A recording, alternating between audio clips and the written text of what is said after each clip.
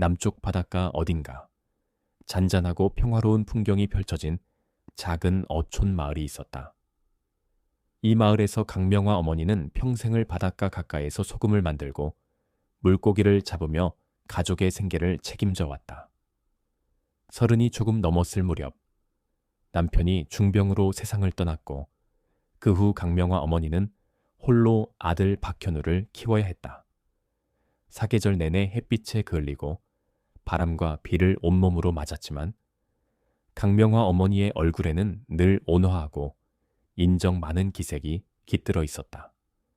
한눈에 보아도 자식을 위해 평생을 헌신해온 어머니의 넓은 마음이 느껴졌다.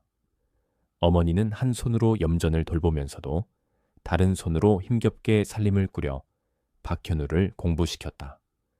박현우는 어릴 때부터 공부를 좋아했다. 성적도 늘 우수해서 학생 수가 많지 않은 시골 학교에서는 일찌감치 선생님들의 자랑거리가 되었다. 꿈을 크게 품은 아들을 보며 강명화 어머니는 늘 격려했다. 현우야, 얼마든지 크게 꿈꿔라.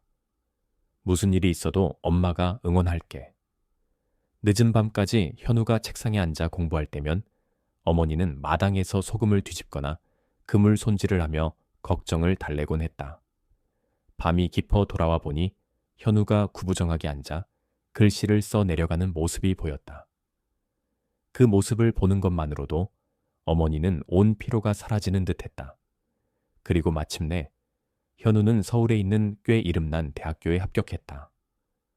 작은 마을에선 수도권 대학 합격이라는 소식이 모두를 들뜨게 했다. 마을 사람들은 현우를 축하하기 위해 조금씩 성금을 모아주거나 말린 생선, 건어물 등을 챙겨주어 그의 대학 생활에 보탬이 되고자 했다. 강명화 어머니는 말린 생선과 김치를 바리바리 싸며 밤늦게까지 우물에서 물을 깃고 빨래를 해주었다. 오직 하나 바라는 것은 아들이 성공해서 자신처럼 힘든 삶을 살지 않기를 바랄 뿐이었다. 서울에서 대학 1학년을 다니는 동안 현우는 자주 전화나 문자로 어머니의 안부를 챙기곤 했다. 큰 도시에 처음 적응하며 새롭게 겪는 일을 빠짐없이 전했다. 그런데 1학년이 끝날 무렵 강명화 어머니는 갑작스레 건강이 나빠졌다. 오랜 세월의 중노동 탓에 허리가 망가지고 두 다리는 늘 저릿저릿 아팠다. 결국 더 이상 염전을 운영하거나 고기를 잡는 일은 무리였다. 어머니는 마지못해 염전을 철거하고 대부분의 땅을 팔아 치료비로 일부 쓰고 남은 돈의 대부분을 현우의 학비와 생활비로 보냈다. 그 후 어머니는 낡은 집에 홀로 남았다. 아침에 눈을 뜨면 늘 보이던 바닷가를 바라보며 한숨을 내쉬었다. 그동안 삶의 터전이었던 바다가 이제는 멀게만 느껴졌다. 때때로 현우는 어머니 곁으로 돌아와 간호하고 싶어 했지만 어머니는 늘 만류했다. 얘야, 공부에 전념해라. 혹시 알바를 해서 스스로 생활비를 마련해야 한다 해도 나는 상관없다. 다만 학교를 중단하지 말거라. 그 말에 따라 현우는 학업과 더불어 학교 근처 카페에서 아르바이트를 시작했다. 때론 힘들었지만 결코 불평하지 않았다. 어머니가 모든 것을 희생해 준다는 사실을 똑똑히 알았기 때문이다. 시간이 흘러 대학을 졸업한 현우는 운 좋게도 서울 영등포구에 있는 소규모 회사에 회계 담당 직원으로 채용되었다. 회사는 크지 않았지만 급여와 승진 가능성이 있어 나쁘지 않았다. 현우는 회사 근처에 작은 월세방을 구해 새로운 생활을 시작했다. 회사에서 일하는 동안 현우는 김하나라는 여성과 인연이 닿았다. 하나는 세련된 옷차림에 말솜씨도 좋고 인상 깊은 매력을 지닌 사람이었다. 서울에서 중산층 가정환경 속에 자란 하나는 부족함 없이 자랐다. 두 사람은 사귀기 시작한 지 얼마 되지 않아 임신 소식을 접했다. 갑작스러운 일이었지만 책임을 져야 한다고 생각한 현우는 어머니에게 충분히 상의하지 못한 채 결혼을 서둘렀다. 현우가 전화를 걸어 이 소식을 전했을 때 어머니는 놀라면서도 기뻐했다. 동시에 아직 만나보지 못한 며느리에 대한 막연한 걱정도 있었다. 하지만 현우가 기쁜 목소리로 엄마, 나 아빠가 된대요 라고 전하자 어머니는 눈물을 글썽이며 그래, 현우야, 행복하게 잘 살아야 한다 라고 말해줄 수밖에 없었다. 하지만 형편이 어려운 어머니는 호화로운 결혼식을 치를 수 없었다. 식은 서울에서 소소하게 진행되었고 어머니는 축의금만 조금 챙겨서 시외버스를 타고 홀로 올라왔다. 처음 마주한 며느리, 하나는 도회적이고 예쁜 얼굴에 세련된 취향을 지닌 듯했지만 왠지 조금 차가운 느낌도 들었다. 그래도 어머니는 아들 부부의 평화를 진심으로 바랐다. 결혼 후 하나는 현우에게 말했다. 곧 아이가 태어날 텐데 시골에 계신 어머니를 그냥 두면 어떡해요? 도와주실 분이 필요하잖아요. 그렇게 해서 현우는 어머니를 서울로 모셔왔다. 지금 부부가 살고 있는 오래된 월세방은 비좁았지만 그래도 어머니가 지낼 방 한 칸은 마련되었다. 처음에는 하나도 나름 예의 바르게 대하며 어머니에게 시골식 미역국이나 김치를 부탁했다. 어머니는 허리도 아프고 다리도 시렸지만 며느리가 임신한 상태이니 집안일을 도맡아 했다. 그러나 도시 생활은 결코 만만치 않았다. 월세, 식비, 출산 비용 등 각종 지출이 쌓여갔고 현우의 월급은 그리 많지 않았다. 스트레스가 쌓인 하나는 점점 시어머니에게 짜증을 부리기 시작했다. 그리고 몇 달 후 하나는 딸, 박희민을 낳았다. 어머니는 손녀를 품에 안으며 기쁨을 느끼려 했지만 하나는 점차 시어머니가 시골스럽고 낡은 생활 방식을 고집한다고 불만을 표했다. 어머니, 자꾸 아기를 안으시는데 손 깨끗이 씻으신 거 맞아요? 생선 말린 냄새가 너무 심해서 아기가 잠을 설치잖아요. 하나의 말 한마디가 어머니 가슴에 비수처럼 꽂혔다. 바닷마을에서 평생 일하며 살아온 어머니로서는 자신이 도시와 어울리지 않는다는 생각이 들어 가슴이 답답하기만 했다. 출산 후 약해진 몸으로 하나는 여전히 도움이 필요했지만 그럼에도 시어머니를 고마워하기보다는 불편해했다. 요즘 같은 시대에 예전 방식만 고집하면 안 돼요. 서울 사람들은 전문 베이비시터나 어린이집을 많이 이용해요. 어머니도 나이 드셨고 집도 좁아서 불편해요. 현우는 어머니와 아내 사이에서 갈피를 잡지 못하고 침묵했다. 어머니가 상처받는 걸 알면서도 딱히 뾰족한 말을 하지 못했다. 아들의 그런 태도를 보며 어머니는 자신이 이 집에 설 자리가 없음을 직감했다. 어느 날 밤 하나가 조심스레 말을 꺼냈다. 어머니가 다른 곳으로 가서 지내시거나 다시 시골로 내려가시는 게 어떨까요? 우리도 곧 육아센터를 알아볼 거고 솔직히 어머니가 여기 계시면 힘드실 것 같아요. 좁기도 하고. 그날 밤 어머니는 뜬 눈으로 지새웠다. 내가 여기에 있으면 아들과 며느리가 불편해지는 건가? 이 생각에 어머니는 괜히 미안해졌다. 이튿날 아침 어머니 뒤는 조용히 짐을 챙겼다. 낡은 가방에 옷가지들을 꾹꾹 눌러 담고 아들에게 말했다. 엄마는 이만 돌아갈게. 너는 잘 살아야 한다. 하나랑 희민이도 잘 보살피고. 현우는 눈물을 삼키면서도 어머니를 붙잡지 못했다. 하나는 딸을 안고 서서 침묵했다. 결국 강명화 어머니는 북적이는 서울 거리를 향해 조용히 발길을 옮겼다. 서울은 화려했지만 의지할 곳 없는 사람에게는 더욱 매정하고 차가운 도시였다.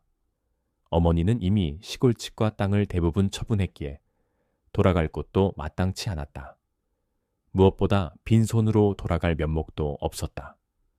잘 아는 사람도 없었던 어머니는 서울역 부근에서 밤을 새우며 낮에는 이곳저곳을 다니며 허드레시를 구했다.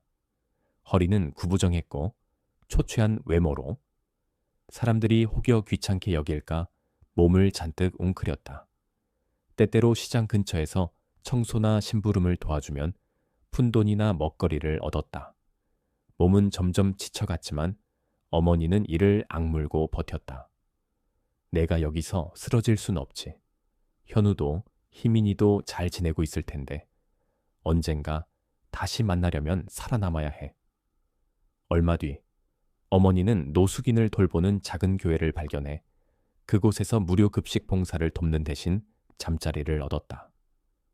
설거지, 청소 같은 허드렛 일이 피곤해도 어머니는 항상 사람들을 향해 미소 지었다. 그런 따뜻한 마음씨에 많은 이들이 호감을 가졌다. 어느 날 아침, 어머니는 서울의 유명한 전통시장인 광장시장을 지나다가 갓 만들어진 떡을 진열하느라 분주해 보이는 한 여성 상인을 보았다. 그가 어머니를 보고 다정하게 웃으며 말했다. 할머니, 막 나온 떡 한번 맛보실래요? 따끈따끈해요. 굶주린 배를 움켜쥐던 어머니는 망설이다가 고개를 끄덕였다. 말랑한 떡을 한 입 베어 무니 시골에서 명절 때마다 직접 빚던 떡의 기억이 떠올라 울컥했다. 그때 떡 상인이 말을 건넸다. 혹시 일자리 찾으세요? 저도 예전에 힘들 때 누군가의 도움으로 일어서서 이젠 누군가를 도울 수 있으면 도우려 해요. 이 말을 계기로 어머니는 떡 만드는 일을 배우기 시작했다.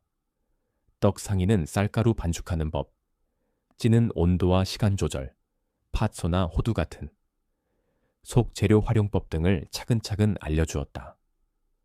처음에 어머니는 서툴러서 떡을 너무 많이 쪄 갈라지기도 하고 소금을 깜빡 잊어 싱거운 떡을 만들기도 했다. 그래도 어머니는 포기하지 않고 매일 새벽같이 나와 상점 청소를 돕고 뒤지를 챙기며 기술을 익혔다. 한 달쯤 지난 뒤 어머니는 조금씩 모은 돈과 자선단체에서 빌린 소액의 자금으로 쌀가루를 마련해 떡 상인 옆에 작은 떡 좌판을 열었다. 해가림용 천막과 플라스틱 의자 몇 개가 전부였지만 차츰 어머니가 만든 떡 맛이 입소문을 타기 시작했다. 단골 손님들의 도움에 힘입어 어머니는 점차 장사를 확장해 성북구 어느 거리의 골목 한쪽을 빌리게 되었다. 가게 이름은 따뜻한 떡집이라고 붙였다. 그 골목을 지나는 사람들은 수수하지만 정감 어린 어머니의 모습에 감동했다. 커다란 간판 없이도 김이 모락모락 나는 떡 냄새가 늘 골목을 가득 채워 손님들의 발길이 끊이지 않았다. 어머니는 새롭게 팥떡, 김치떡 같은 메뉴를 개발하기도 하고 떡구경 떡까지 팔았다. 시간이 흐르면서 따뜻한 떡집은 맛도 좋고 분위기까지 훈훈한 곳으로 소문났다.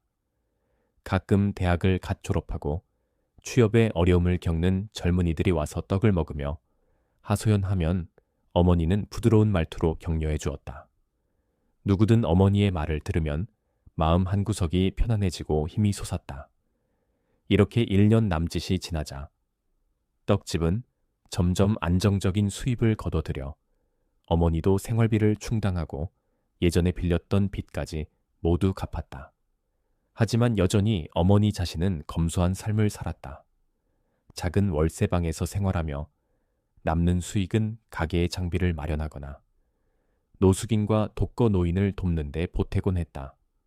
어느 날 어머니는 신문 기사에서 자신처럼 노년에 힘겹게 쫓겨나거나 집 없는 이들이 많다는 소식을 접했다. 그날 어머니는 직접 만든 떡을 싸들고 그분들을 찾아가 나누어 주었다. 이 도시는 너무나 넓고 누구든 각자의 아픔이 있다는 걸 새삼 깨달았다. 그리고 그 아픔을 덜어주는 건 결국 사람 사이의 따뜻함이라는 것도 알게 되었다. 입소문은 더욱 퍼져 다른 구에 사는 사람들까지 따뜻한 떡집을 찾았다. 지역신문에서 노숙인에서 떡집 사장으로 인생 역전을 이룬 어르신이라는 취지의 인터뷰를 싣기도 했다.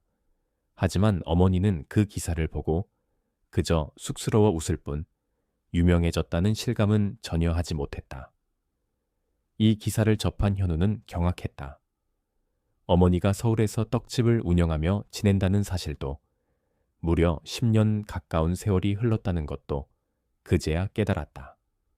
어머니가 떠난 뒤로 현우는 몇 번 연락하려 했지만 전화번호가 바뀌어 연락이 끊겼고 혹시 어머니가 자신을 원망할까 두렵기도 해서 더 이상 시도하지 못했었다. 그 사이 현우와 하나의 결혼 생활은 순탄치 않았다. 하나는 계속 도시 생활의 물질적 풍요를 쫓았고 현우는 점차 경제적 부담에 지쳐갔다. 딸 희미는 많이 자랐지만 할머니 얼굴을 거의 본 적이 없었다. 그런데 어머니가 성공했다는 이야기에 하나는 다른 생각을 품었다. 어머니가 자리를 잡으셨다면 돈도 좀 모으셨을 텐데 우리 사정 좀 봐주시라 부탁드릴 수도 있지 않을까? 하나는 현우에게 당신 한번 어머니 찾아뵈어 잘 지내신다니 우리도 도움을 받을 수 있을지 몰라요. 라고 부추겼다.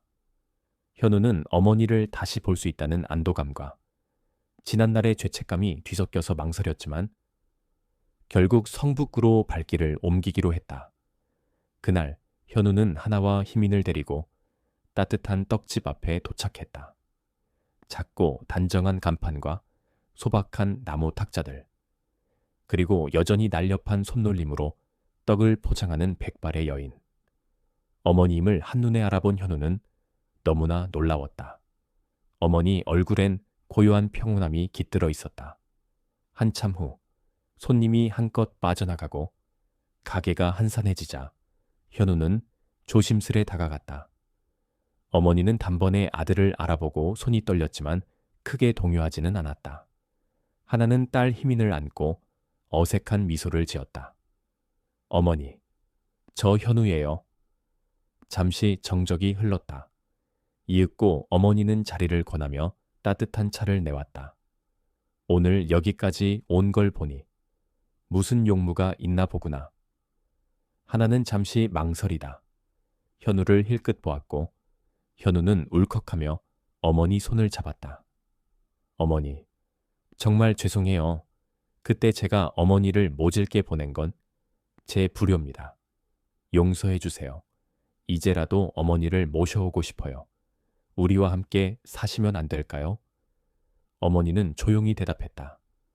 나는 너를 원망하지 않아. 하지만 나는 지금 가게도 있고 내 생활이 있어. 건강도 잘 지키고 있으니 너희가 굳이 신경 쓰지 않아도 돼. 바로 그때 하나가 용기를 내어 입을 열었다. 어머니, 지금 어머니 가게가 잘 된다고 들었는데 우리 사정이 좀 어려워서요. 희민이도 있고 현우도 힘들어하는데 어머니가 조금 도와주시면 안 될까요? 어머니는 부드럽게 고개를 저었다. 가게가 번듯해 보이긴 해도 수익 대부분은 어려운 사람들을 돕는 데에 쓰고 있어.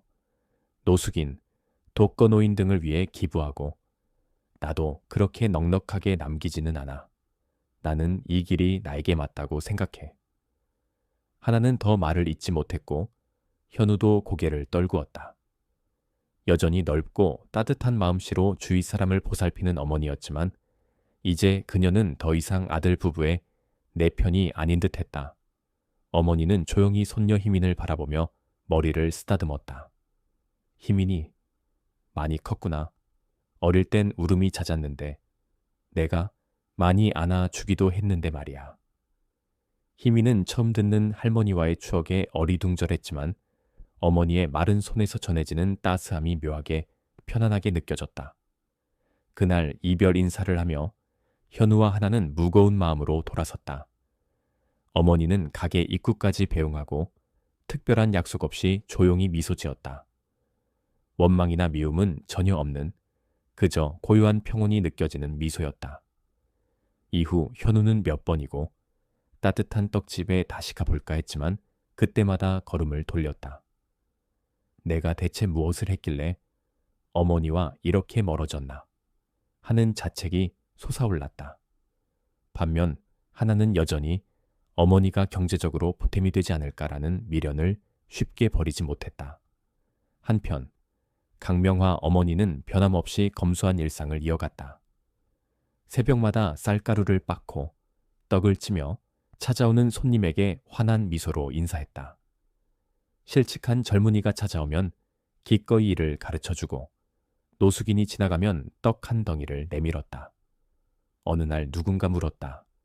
어머니, 자식들에게서 버림받았다는 생각에 서운하지 않으세요? 하지만 어머니는 잔잔한 미소로 답했다. 나는 버림받은 게 아니오. 이렇게 잘 살아있고 내 아들도 자기 삶이 있을 뿐이죠.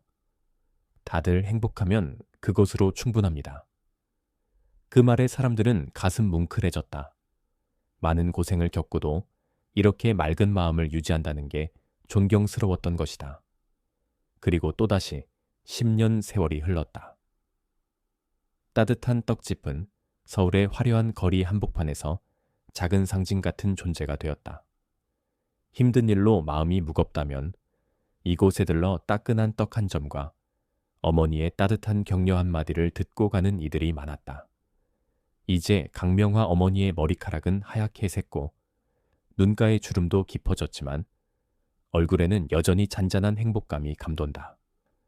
인생은 너무 길지도 너무 짧지도 않으며 원망과 후회로 보내기엔 아깝다는 사실을 몸소 보여주고 있었다. 오히려 내가 편안히 머물 따뜻한 자리를 찾는 게 더 중요하다는 것을 자신의 떡집 이름처럼 직접 실천해온 셈이었다. 비록 아들과 며느리는 곁에 없고 재산도 넉넉지 않지만 어머니는 이 삶만으로 충분하다고 느꼈다. 사랑하고 나누고 다시 나누면서 얻는 기쁨. 그것이 어머니가 택한 길이었고 그 길 위에서 겪은 이야기는 지금도 누군가에게 큰 용기와 위로를 전해주고 있다.